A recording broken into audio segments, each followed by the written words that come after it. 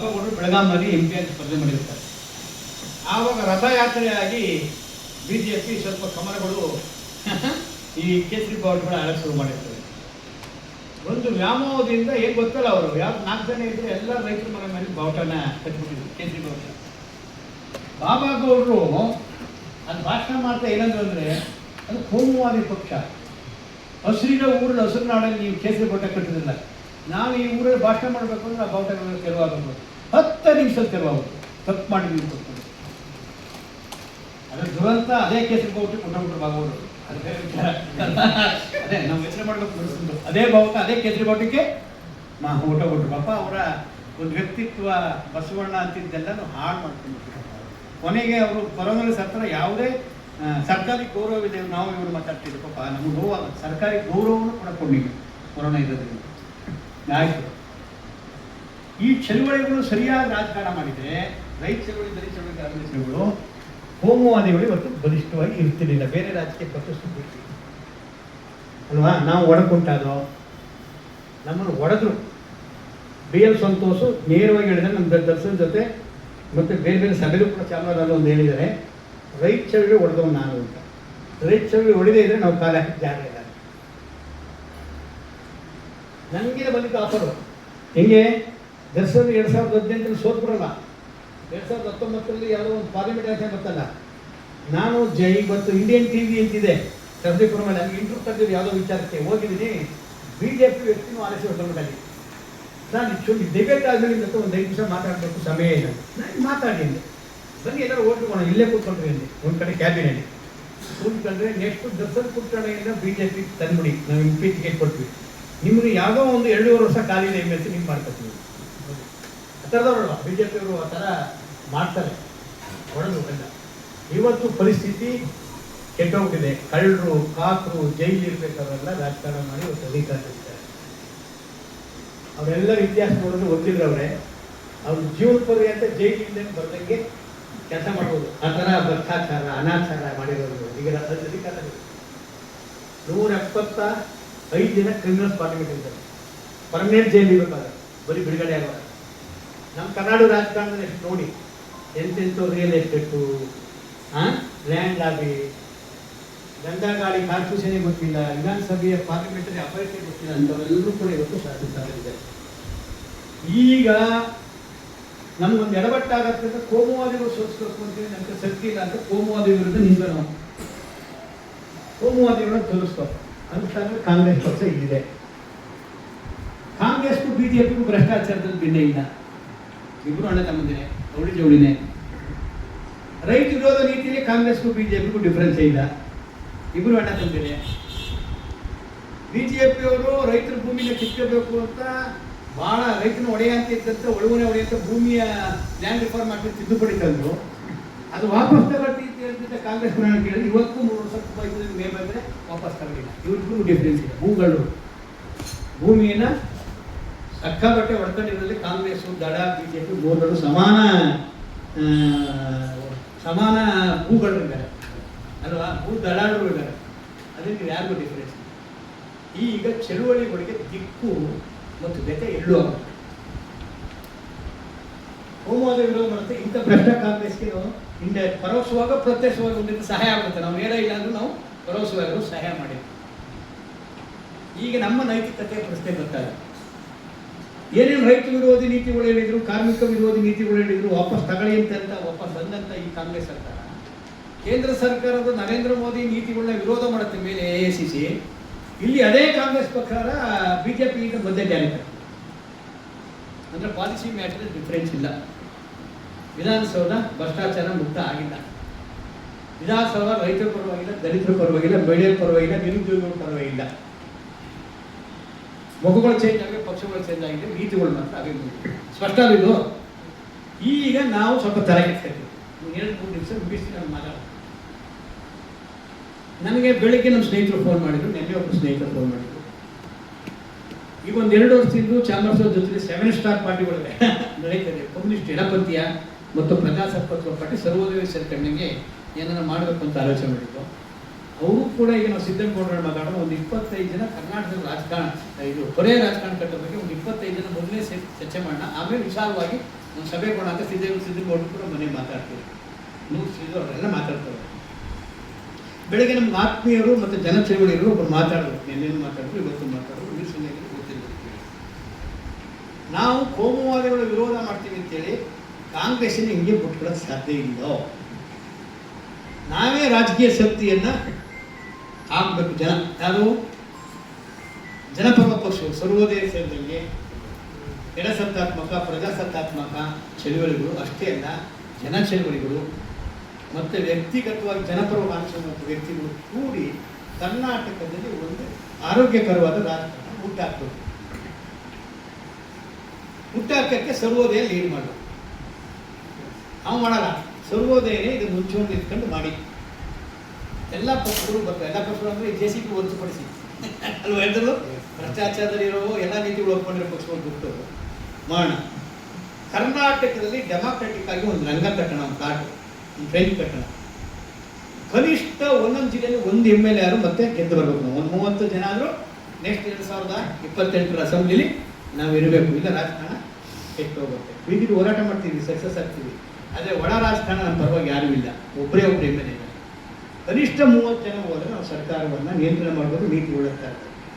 ಈ ನಿಟ್ಟಿನಲ್ಲಿ ಸರ್ವೋದಯ ಪಾರ್ಟಿನೇ ಮುಂಚೂಣಿ ಇಟ್ಕೊಂಡು ಒಂದು ಸಮಾಲೋಚನೆ ಸಭೆನ ಏರ್ಪಾಡು ಮಾಡಿ, ಅದು ಮುಂದುವರೆದು ಸ್ವರೂಪ ಬಂದ ಮೇಲೆ ಒಂದು ಕಾಮನ್ ಅಜೆಂಡಾ ಮಾಡೋಣ, ಒಂದು ರಂಗ ಮಾಡೋಣ. ಇನ್ನು ಚುನಾವಣೆ 2 ವರ್ಷ ಇದೆ. 2 ವರ್ಷಕ್ಕೆ ಸಜ್ಜಾಗೋಣ ಅಂತ ಒಂದು ಆಲೋಚನೆ ಈಗ ಬರ್ತದೆ. ಅಂದರೆ ಸರ್ವೋದಯ ಮಾತ್ರ ಆಲೋಚನೆ ಮಾಡ್ತಾ ಇಲ್ಲ, ಬೇರೆಯವರು ಕೂಡ ಆಲೋಚನೆ ಮಾಡ್ತಾರೆ. ಬೆಂಕಿ ಗಟ್ಟೆ ಕಟ್ಟೋರು ಏನಂತ ಇದ್ದಾರೆ, ಅದು ನೀವು ಸರ್ವೋದಯ ಕರ್ನಾಟಕ ಆಗಿ. ಇತ್ತೀಚೆಗೆ ನಮ್ಮ ಶಾಸಕರು ದರ್ಶನ್ ಪುಟ್ಟಣ್ಣಯ್ಯನೂ ಕೂಡ ಉತ್ಸಾಹ ಆಗಿದ್ದಾರೆ. ಯುವಕರು ಒಂದು ಸರ್ವೆ ರಿಪೋರ್ಟ್ ಇದೆ 2023ರಲ್ಲಿ. ಕಮ್ಮರಡಿಯವರು ಬೇರೆ ಸ್ನೇಹಿತರು ಮಾಡಿದ್ದಾರೆ. ಕರ್ನಾಟಕದಲ್ಲಿ ಪರ್ಯಾಯ ರಾಜಕಾರಣ ಮಾಡಬೇಕು ಅಂತ 87 ಜನ, 187 ಜನರ ಅಭಿಪ್ರಾಯ ಇದೆ. ಅದರಲ್ಲಿ 47% ಯುವಕರು, 47% ಯುವಕರು ಅಭಿಪ್ರಾಯ ಇದೆ. ಎಂಥ ರಾಜಕಾರಣ ಬೇಕು, ಚಳುವಳಿಗಳ ಮುಂಚಿನ ರಾಜಕಾರಣ ಬೇಕು ಅಂತ, ರೈತ ಚಳುವಳಿಗಿಂತ ಮುಂಚೆ. ಆಗ ನಾವು ಪೀಕ್ ಲೆವೆಲ್ ಇದ್ದ ಡೆಲ್ಲಿ ಹೋರಾಟ, ಇಲ್ಲಿ ಕರ್ನಾಟಕ ಅವಾಗ ಆಕರ್ಷಣೆ ಆಗಿತ್ತು. ಈ ಥರದೊಂದು ಆಗಿದೆ. ಅದಕ್ಕೆ ಸರ್ವೋದಯ ಕರ್ನಾಟಕ ಒಂದು ಬೇಸ್ ಇದೆ. ರೈತ ಚಳುವಳಿ ನಾವು ಭಾಳಷ್ಟು 30-29 ಜಿಲ್ಲೆಯಲ್ಲಿ ಇದ್ದೀವಿ. ದಲಿತ ಚಳುವಳಿಗಳು ನಮ್ಮ ಪರವಾಗಿರ್ತವೆ. ನಿಮ್ಮಂಥ ಲಾಯರು ಯುವಕರು ಬಂದಿರೋ ಅಂತಾರೆ. ಈಗ ಮುಂದಿನ ಚುನಾವಣೆ, ಮುಂದಿನ ದೃಷ್ಟಿಯಲ್ಲಿ ಚುನಾವಣಾ ರಾಜಕೀಯದಲ್ಲಿ ಹೋಗಬೇಕಾಗುತ್ತೆ. ಮತ್ತು ನಮ್ಮ ಪರ್ಯಾಯ ರಾಜಕಾರಣ ರಚನಾತ್ಮಕವಾಗಿ ಕೆಲಸ ಮಾಡಬೇಕಾಗುತ್ತೆ. ಯುವಕರನ್ನ ಮುನ್ನೆಲೆಗೆ ತರಬೇಕಾಗುತ್ತೆ, ಮಹಿಳೆಯರ ಮುನ್ನಡೆ ತರಬೇಕಾಗುತ್ತೆ. ಸಾಮಾಜಿಕ ನ್ಯಾಯವನ್ನು ನಾವು ಇನ್ನಷ್ಟು ಗಟ್ಟಿಗೊಳಿಸ್ಬೇಕಾಗತ್ತೆ.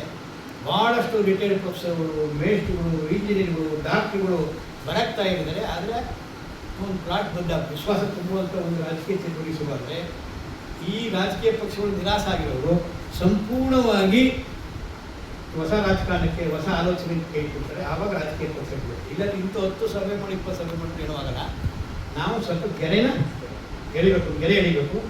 ನಮ್ಮ ಜೊತೆ ನಾವೇ ಭಾಳ ಸುಪ್ರೀಮು, ನಾವೇ ಮಾಡ್ಬಿಡ್ತೀವಿ ಅಂತ ನಮಗೆ ಈಗೋ ಇರಬಾರ್ದು. ಎಲ್ಲರ ಜೊತೆ ವಿಶ್ವಾಸ ಇಟ್ಕೊಂಡು ಒಳ್ಳೆಯವ್ರ ಜೊತೆ ಸ್ನೇಹ ಇಟ್ಕೊಂಡು ಒಂದು ಪರ್ಯಾಯ ರಾಜಕಾರಣ ಮಾಡೋಣ.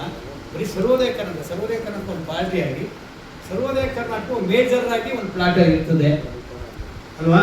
ನಾವು ಎಲ್ಲರೂ ಗುರುತಿಸೋಣ. ಜನಸೇವೆಗಳಿಗೆ ಬರೀ ರೆಸಿಪ್ಟ್ ಹಾಕೊಂಡ್ರೆ, ನೀಟ್ ಹಾಕೊಂಡವ್ರೆ ಟಿಕೆಟ್ ಕೊಡಬೇಕು ಅಂತಲ್ಲ. ವಕೀಲರುಗಳು ಕರಿಕೋಟ ಹಾಕೊಂಡಿದ್ದಾರೆ, ವೈದ್ಯರಿದ್ದಾರೆ, ಭಾಳಷ್ಟು ಯುವಕರು ಅವ್ರ ಪಾಡಿಗೆ ಎಲೆ ಮನೆಯಾಗಿ ಕೆಲಸ ಮಾಡೋವಂಥವ್ರು ಜನ ಇದ್ದಾರೆ. ಎಲ್ಲರನ್ನೂ ಕರ್ಕೊಂಡು ಗುಡಿಸಿ ವರ್ಕ್ಶಾಪ್ಗಳು ಮಾಡಿ ಜನರ ಹತ್ರ ಹೋಗಿ ಪಾರ್ಟಿ ಕಟ್ಟಬೇಕಾಗತ್ತೆ. ಅದಕ್ಕೆ ಈ ಸಭೆ ಪ್ರಮುಖ ಸಭೆ ಆಗುತ್ತೆ ಅಂತ ಇವತ್ತು ಕರೆದಿದ್ದೀವಿ. ನಾವು ಇಲ್ಲಿಂದ ಮಾತಾಡೋಕ್ಕಿಲ್ಲ, ನಾನು ಬರೀ ಹಿನ್ನೆಲೆ ಕೊಡೋಕ್ಕೆ ಎದ್ದು ಸ್ವಾಗತ ಮಾಡೋಕ್ಕಿದ್ದೀವಿ. ಸಂಕ್ಷಿಪ್ತವಾಗಿ ಸಭೆ ಉದ್ದೇಶ ಹೇಳಿದ್ರು ನಾನು ರಾಜಕಾರಣ ಕರ್ನಾಟಕದಲ್ಲಿ ಭಾಳ ಪ್ರಗತಿಪರವಾದಂಥ ಜನ ಇದ್ದಾರೆ. ಪ್ರಗತಿಪರ ಚಳುವಳಿಗಳ ಬೇರು ಇನ್ನೂ ಇದೆ. ನೀವು ಒಂದು ಹೊಸ ಪರ್ಯಾಯ ಕೊಟ್ಟರೆ ಅಲ್ಪಸಂಖ್ಯಾತರು ನಿಮ್ಮ ಜೊತೆ ನಿಂತಿರ್ತಾರೆ ಅಲ್ವಾ. ಹೊಸ ಪರ್ಯಾಯ ಕೊಟ್ಟರೆ ಭಾಳ ನೊಂದು ಬಂದು ನಿಂತ್ಕೊಳ್ತಾರೆ ಅಂತ ವಿಶ್ವಾಸವಾಗಿದೆ ಚಳುವಳಿಗಳಿಗೆ. ಕುಂತಿರುವಂಥ ದಿನ ಮುಖಂಡರುಗಳು ಆ ಥರ ವಿಶ್ವಾಸ ಇದೆ. ಇವ್ರ ಮೇಲೆ ನಂಬಿಕೆ ಇಟ್ಬೋದು ನನಗೆ. ಮತ್ತು ನಮ್ಮ ಜೊತೆ ಆಲೋಚನೆ ಮಾಡೋರು ಕೂಡ ಅದೇ ರೀತಿ ಫೇಸ್ ವ್ಯಾಲ್ಯೂ ಉಳ್ಳವರು. ನಾವು ರಾಜಕಾರಣ ಮಾಡ್ತೀವಿ, ಮಾಮೂಲು ರಾಜಕಾರಣ ಮಾಡೋಣ. ನಾಳೆಗಾದ್ರೆ ನಾವು ದುಡ್ಡು ಅಂತೀವಿ, ನಾವು ಯಾವತ್ತೋ ಕಳ್ಳರ ದುಡ್ಡು ಅಂತೀವಿ. ಒಳ್ಳೆ ದುಡ್ಡು ಕೊಡ್ತಾರೆ, ಸರಿಯಾಗಿ ಲೆಕ್ಕಾಚಾರ ಇಟ್ಕೊಂಡ್ರೆ. ಪಾಲಕತ್ರಿಗೆ ಹೋಗಿದ್ರು, ಆಮ್ ಆದ್ಮಿ ಅದು ಪ್ರಯೋಗ ಮಾಡಿತ್ತು. ನಮ್ಮ ಸ್ನೇಹಿತರಿದ್ರು. ಆಮ್ ಆದ್ಮಿ ಕಾರಣ ಇಂಡಿಯಾದಲ್ಲಿ ಪರ್ಯಾಯ ರಾಜಕಾರಣಕ್ಕೆ ಒಂದು ದಿಕ್ಸೂಚಿ ಆಗುತ್ತೆ ಅನ್ನೋ ವಿಶ್ವಾಸ ಇಟ್ಕೊಂಡಿದ್ದು ಆಮ್ ಆದ್ಮಿ ಪ್ರಾರಂಭದಲ್ಲಿ ಆದಮೇಲೆ ಇಲ್ಲೇ ಒಂದು ಸಭೆಯಲ್ಲಿ ನಾನೇ ಪ್ರಧಾನ ಕಾರ್ಯದರ್ಶಿ ಇಲ್ಲಿ ಗಂಗಾಧರ ಅಧ್ಯಕ್ಷ ಆಗಿ ಚರ್ಚೆ ಆಗಿದೆ. ಯೋಗೇಂದ್ರ ಯಾದವ್ ಆಮ್ ಆದ್ಮಿ ಇಲ್ಲಿ ಭಾಳ ಮುಂಚೂಣಿದ್ರು. ಸರ್ವೋದಯ ಕರ್ನಾಟಕ ಆಮ್ ಆದ್ಮಿಗೆ ಮರ್ಜಿ ಮಾಡಕ್ಕೆ ನಾವು ತಗೊಂಡಿದ್ದಾರೆ. ಏನಾಯ್ತು ಅಂದ್ರೆ ಬರೀ ನಗರದಲ್ಲಿ ಇತ್ತವರು, ನಾವು ಹಳ್ಳಿಲಿ ಬೇಸಿದೆ. ನಮ್ಮ ಚುನಾವಣಾ ರಾಜಕೀಯ ಕಾರ್ಯಕರ್ತರು, ನಮ್ಮ ಚಳುವಳಿ ಕಾರ್ಯಕರ್ತರು ಸಿಗ್ತಾರೆ. ಹಳ್ಳಿಯೂ ಕೂಡ ಪ್ರಭಾವ ನಾವು ಸ್ಥಳೀಯ ಸಂಸ್ಥೆಗಳಿಂದ ಆಮ್ ಆದ್ಮಿ ಹುಟ್ಟಾಕೋ ಪರ್ಯಾಯ ಕಾಣಿಸ್ಕೊಂಡಿದೆ. ಮಾತಾಡಿ ದೇವರು ಮಾದೇವ ಅಂತ ದೊಡ್ಡ ವ್ಯಕ್ತಿಗಳು ಆಮ್ ಆದ್ಮಿ ಪಕ್ಷದವರು ನಮ್ಮ ಹತ್ರ ಮಾತಾಡಕ್ಕೆ ಬರ್ತಿದ್ರು. ನಾವೇ ನಿಮ್ಮ ಹತ್ರ ಬರ್ತೀವಿ ಅಂತ ಹೋದ್ರು. ಸಣ್ಣ ಆಫೀಸಲ್ಲಿ ಚಕ್ರಮಂಡಿ ಕಾಲಕ್ಕೆ ಮಾತಾಡೋದು. ಆಗ ನಮ್ಮ ರವಿಕೃಷ್ಣ ರೆಡ್ಡಿನೂ ಆಮ್ ಆದ್ಮಿ ನಮ್ಮ ಸರ್ವೋದಯ ಕರ್ನಾಟಕನ ಮರ್ಜ್ ಮಾಡ್ಕೊಳ್ಳಿಲ್ಲ. ಕಾರಣ ಯಾಕಂದ್ರೆ ಇಲ್ಲಿರೋ ಸಣ್ಣತನ ಅವರಲ್ಲೂ ಇತ್ತು. ಸರ್ವೋದಯ ಕರ್ನಾಟಕ ಮಧ್ಯೆ ಅಲ್ಲೇ ದೇವರು ಮಾದೇವ್ ಬೇಸಿದೆ, ಪುಟ್ಟಣ್ಣವ್ರ ಬೇಸಿದೆ, ಚಳುವಳಿ ಬಲಿಷ್ಠವಾಗಿದೆ. ನಮ್ಮ ಹಿಡಿತ ಇರಲ್ಲ ಅವಕಾಶ ಹೋಗ್ಬಿಡ್ತೇವೆ. ಒಂದು ಸಣ್ಣತನ ತೋರಿಸಿ ಒಂದೇ ಒಂದು ಈ ಸಿಸೋಡಿಯ ಜೈಲಿಗೆ ಹೋಗಿದ್ರಲ್ಲ, ಅವರು ಕರ್ನಾಟಕದ ಜವಾಬ್ದಾರಿ ಕೊಟ್ಟಿದ್ರು. ಅವ್ರ ಮುಂದೆ ಏನು ಪ್ರೆಸೆಂಟ್ ಆಗಿತ್ತು ಅಂದರೆ ಅಗ್ನಿ ಶ್ರೀಧರು ನಮ್ಮ ಪಾರ್ಟಿ ಕಟ್ಟುವಾಗ ಸರ್ವೋದಯ ಕರ್ನಾಟಕದಲ್ಲಿ ಇದ್ರು. ಅಗ್ನಿ ಶ್ರೀಧರ ಪೂರ್ವಾಸನ ಕೊಟ್ಟರು ಅಂಥವ್ರು ಇದ್ದಾರೆ ಪಾರ್ಟಿಲಿ. ಏನೋ ಮುರಿದಾಕ್ಬೇಕಲ್ಲ, ಅಗ್ನಿ ಶ್ರೀಧರು ಎಲ್ಲ ಸ್ಪಷ್ಟವಾಗಿ ಬಂದಿದ್ರು. ಅಗ್ನಿ ಶ್ರೀಧರ್ ಇನ್ನೇನೆ ಓಟಬಿಟ್ರು. ಅಗ್ನಿ ಶ್ರೀಧರ್ ಅಂತವ್ರು ಈ ಪಾರ್ಟಿ ಫೌಂಡರು. ಆಗ ಆಮ್ ಆದ್ಮಿ ಪ್ಯೂರಿಟಿ ಇತ್ತಲ್ಲ, ಆ ಕಾರಣ ಬಂದರು. ಅವತ್ತು ನಾವು ಆಮ್ ಆದ್ಮಿ ಆಗಿದ್ರೆ ಆಮ್ ಆದ್ಮಿ ಕನ್ನಡ ಗಟ್ಟಿ ಇರೋದು. ಇವತ್ತೇನಾಗಿತ್ತು ಗೊತ್ತಿಲ್ಲ. ಅವ್ರೇನು ಮಾಡೋರು, ಆಮ್ ಆದ್ಮಿ ಮಾತುಕತೆ ಬನ್ನಿ ಅಂದರೆ ಕೊನೆಯನ್ನು ಮಾಡೋದು ಗೊತ್ತಾ? ನಾಗೇಂದ್ರ ನೀವು ಮೈಸೂರಿಗೆ MP ನಿಂತ್ಕೊಳ್ಳಿ ಟಿಕೆಟ್ ಕೊಡ್ತೀವಿ, ಹಿಂದೂದವರು ನೀವೇನೇ ನಿಂತ್ಕೊಳ್ಳಿ ಕೊಡ್ತೀವಿ, ಪುಟ್ಟಣ್ಣವರು ನೀವು ಮಂಡ್ಯ ನಿಂತ್ಕೊಳ್ಳಿ ನಮ್ಮನ್ನೇ ಕೆಳಗೆ ಕೊಡ್ತಿದ್ರು. ಈ ಥರ ಅವರು ಕೂಡ ಮರ್ಜಿ ಮಾಡ್ಕೊಳ್ಳೋಕೆ ಇಷ್ಟ ಇತ್ತಿಲ್ಲ. ಯಾಕಂದ್ರೆ ನಾವು ಆಮ್ ಆದ್ಮಿ ಇಡೀ ಇಂಡಿಯಾದಲ್ಲಿ ಬೆಳೆದ್ಬಿಡ್ತೀವಿ ಅಂತ ಆಯ್ತಲ್ಲ. ಇವತ್ತು ಪರಿಸ್ಥಿತಿ ಆಮ್ ಆದ್ಮಿ ಕೂಡ ಬೇರೆ ಪಾರ್ಟಿ ಸಾಲಿಗೆ ಸೇರಿದೆ. ಅದು ನನ್ನ ಸಿಂಪತಿ ಇದೆ ಅವ್ರಿಗೆ. ಇಲ್ಲಿರೋರಿಗೆ ಎಲ್ಲರಿಗೂ ಸಿಂಪತಿ ಇದೆ. ಆದರೆ ಸತ್ಯ ನಾವು ಬೆಳಕು ಬರುತ್ತೆ. ಮುಂದಿನ ಕೂಡ ಅದು ಮಾಮೂಲು ರಾಜಕಾರಣ ಪಂಜಾಬಲ್ಲಿ ಮಾಡುತ್ತೆ. ಅದು ಕೂಡ ಕರ್ನಾಟಕದಲ್ಲಿ ನಾವು ದೇವನಹಳ್ಳಿ ವಿರುದ್ಧ ಹೋರಾಟ ಮಾಡುವಾಗ ಅಲ್ಲಿ ಡೆಲ್ಲಿಲಿ ಚರ್ಚೆ ನಡೆದ್ರೆ ಆಮ್ ಆದ್ಮಿ ಇರೋವಂಥ ಕಡೆ ಪಂಜಾಬಲ್ಲೇ ಜಾಸ್ತಿ ಭೂಸ್ವಾಧೀನ ಆಯಿತು. ಅದರಿಂದ ಅದು ಕೂಡ ಭಿನ್ನ ಇಲ್ಲ, ಕಾರ್ಪೊರೇಟ್ ಭಯ ಆಗಿದೆ ಅಂತ ನಮ್ಗೆ ಗೊತ್ತಾಯಿತು. ಕರ್ನಾಟಕದಲ್ಲಿ ಎಡಪಂಥೀಯ ಚಳುವಳಿದ್ದಾವೆ, ಸಮಾಜವಾದ ಚಳುವಳಿದ್ದಾವೆ, ರೈತ ಚಳುವಳಿ, ದಲಿತ ಚಳುವಳಿ, ಭಾಳ ಹಿರೇ ಮಟ್ಟದ್ದು ಎಲ್ಲ ಮಟ್ಟದ್ದು ರಾಜಕೀಯ ಬರದೇ ಇದ್ರೂ ಕೂಡ ಇಂಥ ಒಂದು ಹೊಸ ರಾಜಕಾರಣಕ್ಕೆ ಶಕ್ತಿ ತುಂಬುವಂಥವ್ರಿದ್ದಾರೆ. ಅದಕ್ಕೆ ಹೊಸದು ಆಗತ್ತೆ ವಿಶ್ವಾಸ ಇಟ್ಕೊಂಡು ಇವತ್ತು ಚರ್ಚೆ ಮುಂದುವರಿಲಿ. ಮುಂದಿನ ಕಾರ್ಯಕ್ಕೆ ಸೂಚನೆ ಆಗೋಣ. ಫಸ್ಟು ನಾವು ಹೆಚ್ಚು ಸಮಯ ತಗೊಂಡು ಬೇಜಾರಾಗಿದ್ದು ಕ್ಷಮಿಸಿಲ್ಲ. ವಿಚಾರಗಳು ಇರಲಿ ಅಂತ ಹೇಳಿದ್ವಿ. ವಿಚಾರಗಳು ಇರಲಿ ಅಂತ ಹೇಳಿದ್ವಿ. ಎಲ್ಲರಿಗೂ ನಮಸ್ಕಾರ.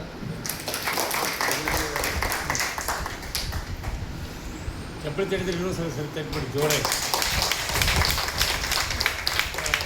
ಯಾಕಂದರೆ ರಾತ್ರಿಗೆ ಪ್ರಯಾಣ ಮಾಡಿ ಬಂದಿರ್ತೀವಲ್ಲ, ಸ್ವಲ್ಪ ಕೇಳ್ತಾ ಸ್ವಲ್ಪ ಜೋಮನ್ನು ಬಂದಿರ್ತದೆ.